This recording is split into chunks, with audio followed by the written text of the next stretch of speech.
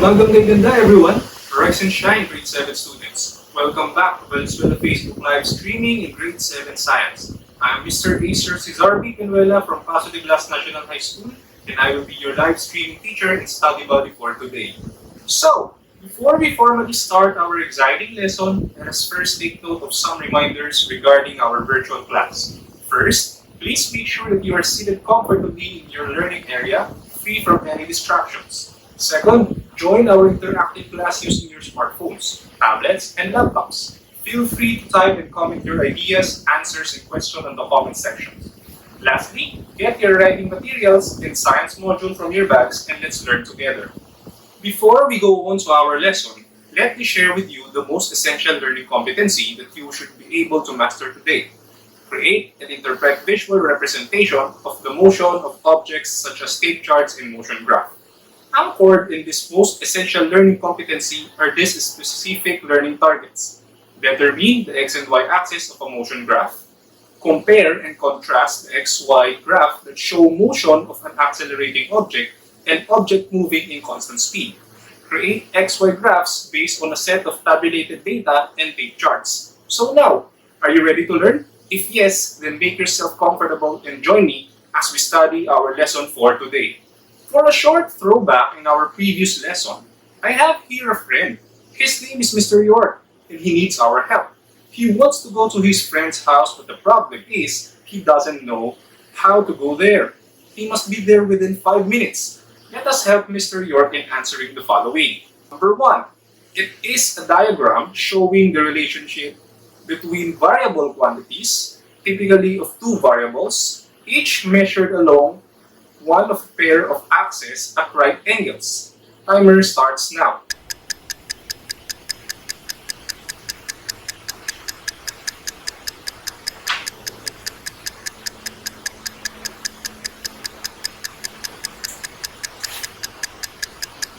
Okay, time is up. The correct answer is graph. Okay, number 2. It is a reference line drawn on the graph. You can measure from it to find values. Timer starts now.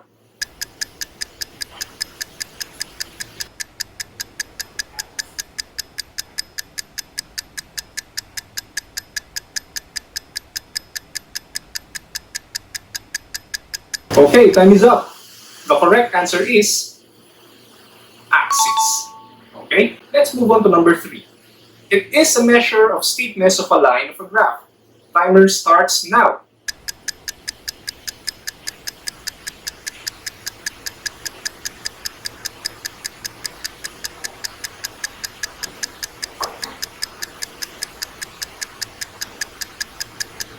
Okay, time is up. The correct answer is slope. Okay, let's move on to number 4. It is the measure of how fast something moves in a particular direction. Timer starts now.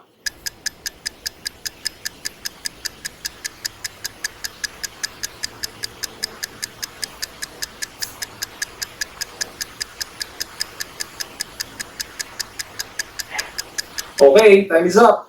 The correct answer is velocity. And lastly, number 5, it is a rate of change of the velocity of an object with respect to time. Timer starts now.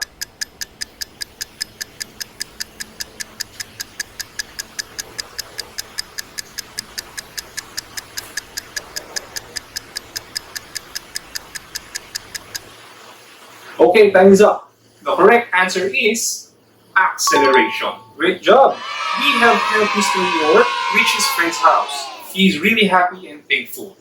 Look at these pictures. Think about the difference between these two images. What did you notice? Please comment down your answers.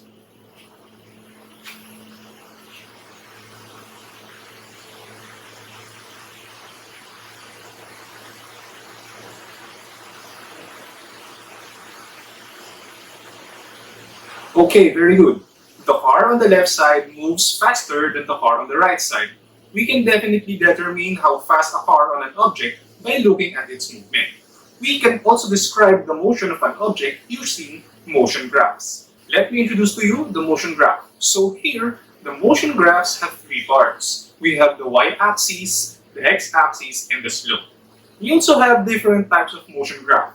The types of motion graphs vary with the y-axis. The first one, we have the speed graph. A speed graph has a distance in y-axis and time in x-axis.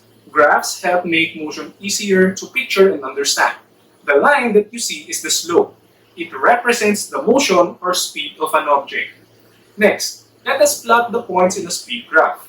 The values are based from the data table. Notice the table, we have the time for the x-axis and the distance for the y-axis. As you can see, the values from the table are constantly increasing, so we can plot the points in the graph easily. How can we describe a motion of an object in a constant speed? When we say constant speed, it does not increase or decrease, just like the graph that is shown here. We can also compute for the speed of the graph by using the formula for speed. We just need to look at the points that we want to solve. Just like the examples, the speed here is constant for any points in the graph. How about if an object is at rest? How can we describe its motion in the speed graph? It is very easy. If you see a horizontal slope of the graph, then the object is at rest, just like the example shown here. Time changes, but the distance stays the same. Now, let us move on to the next type of motion graph, which is the velocity graph. First, what is a velocity? Please comment down your answers.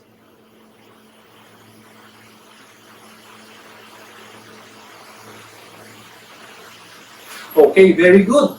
Velocity is a speed with direction. On velocity graph, we just need to replace the y-axis with position or displacement. Velocity graph is also called displacement versus time. Again, displacement is the shortest path traveled from one point to another. And displacement is a vector quantity, so therefore, displacement has direction. Look at the velocity graph. The slope A is moving away from the origin. That means the object is moving in a positive direction. It is just like you are moving or traveling away from your house. The slope B is moving towards the origin, and that is the same when you are moving or traveling towards your house. Let us watch Mr. York's motion for you to understand more about the velocity graph. As you notice, Mr. York traveled 20 meters per second to the east, and then he goes back to the starting point. I hope you understand it well. Now, let us move on to our next type of motion graph, which is the acceleration graph. Let me show you an example of an acceleration graph. A typical acceleration graph is composed of velocity in y-axis and time in x-axis. Acceleration graph is also called velocity versus time graph. We cannot just picture out the object's motion, but also we can solve acceleration quantity to find out if the object is really accelerating. Let us have the first example of acceleration graph. As you can see, the yellow line represents the constant acceleration. The red line represents constant velocity, and the green curved line represents increasing acceleration. In order for an acceleration to be constant, it must have the same acceleration values all throughout the time. For the red line, the velocity is constant because the velocity is not changing, but the time is progressing. The curved line indicates that the acceleration is changing, and since the line is moving away from the origin, the object has an increasing acceleration. What about the decreasing acceleration? Let us proceed to the next example.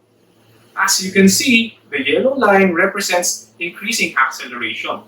The red line represents constant velocity, and the green curved line represents decreasing acceleration, or the object is going for a stop.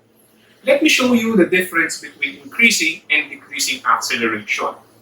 Based on what you've seen on the picture, the car accelerates from rest. Now, let us see the next picture. Did you see the truck press its brakes to make a full stop? Very good. That is decreasing acceleration. Let us now create our motion graph. You can bring out your pen and paper from your bag so that you can join me in making our graph. I will show you the steps in making a motion graph from the data table. Step 1. Identify the x and y axis of the motion graph. Step 2. The x-axis must be time in seconds, and the y-axis must be distance in meters. Step 3. Analyze the data given in the table. Step 4.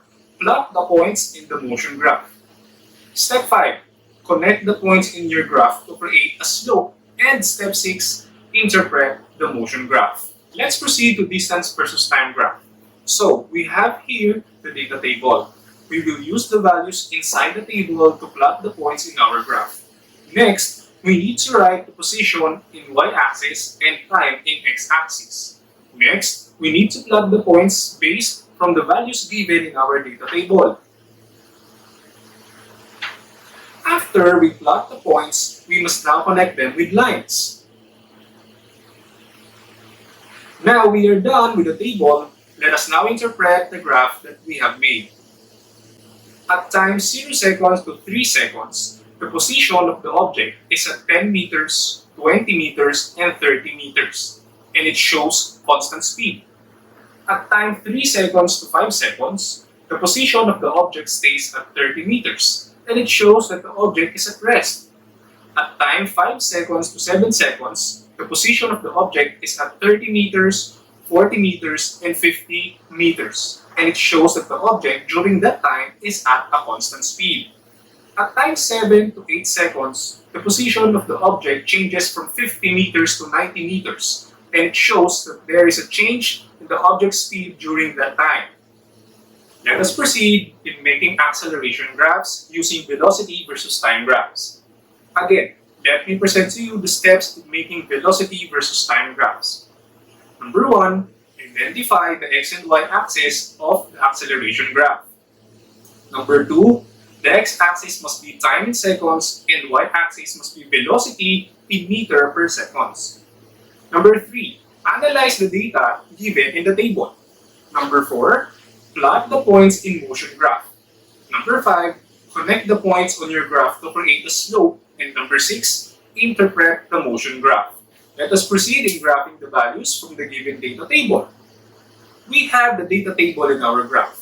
The next thing we need to do is to label the y-axis as velocity and x-axis as the time. Since we have already the data, we can now plot the points. Okay, next thing we need to do is to connect these points with lines. Very good. I hope that you follow the steps. Now, let us interpret the graph that we have made. At time 0 seconds to 3 seconds, the object's velocity is from 10 meters per second to 30 meters per second. It shows that the object has a constant acceleration. At time 3 seconds to 4 seconds, the object's velocity stays at 30 meters per second. It does not change. Therefore, it shows a constant velocity and there is no change in acceleration. At time 4 seconds to 5 seconds, the object's velocity changed from 30 meters per second to 20 meters per second. Therefore, it shows that there is a decrease in object's acceleration.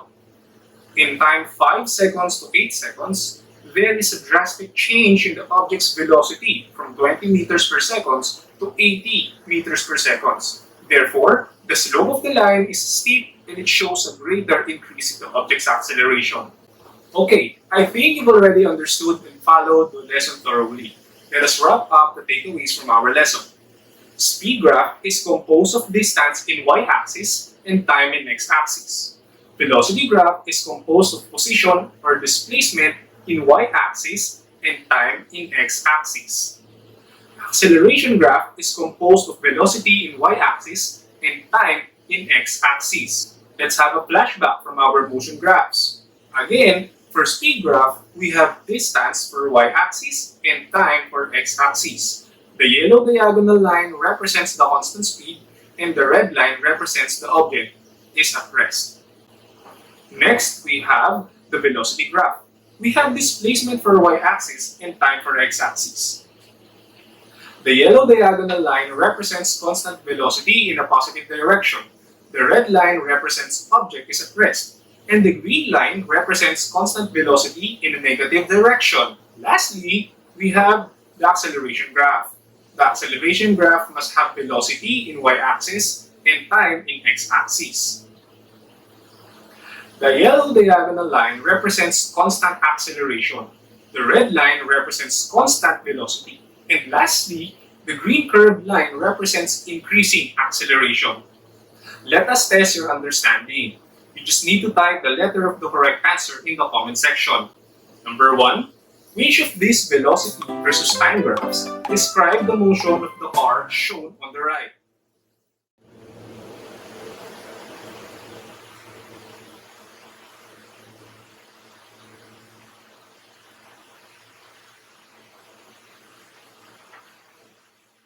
Okay, the correct answer is letter B. Number 2.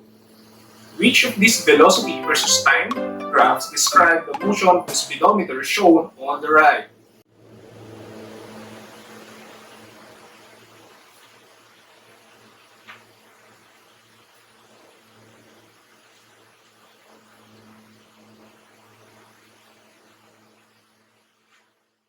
Okay, the correct answer is letter C. Number 3. Which of these position versus time graphs describe the motion of the car shown on the right?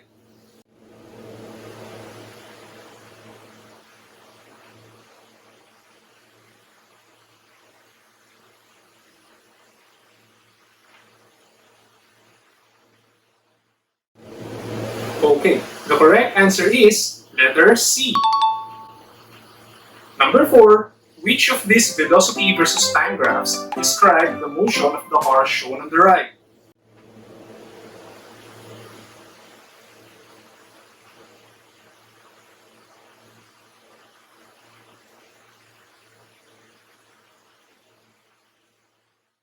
Okay, the correct answer is letter A. Number 5. How will you interpret the slope of the line of the position versus time graph from point B to point C?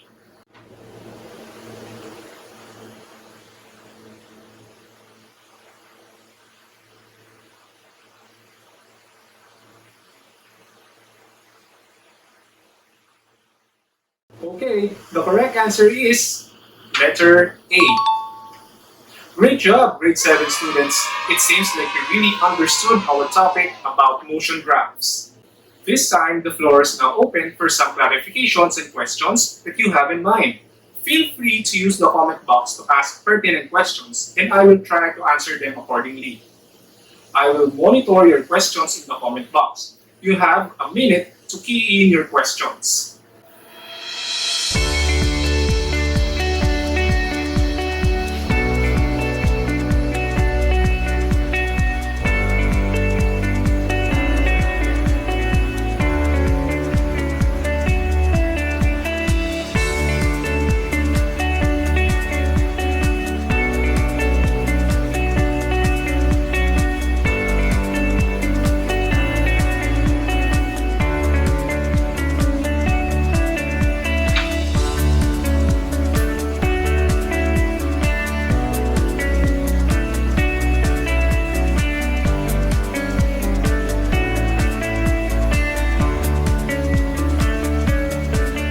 Okay, question number 1.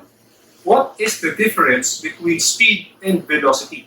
Speed is a scalar quantity which means it has magnitude but it doesn't have direction, while velocity is a vector quantity which means it has both magnitude and direction. Let's move on to question number 2.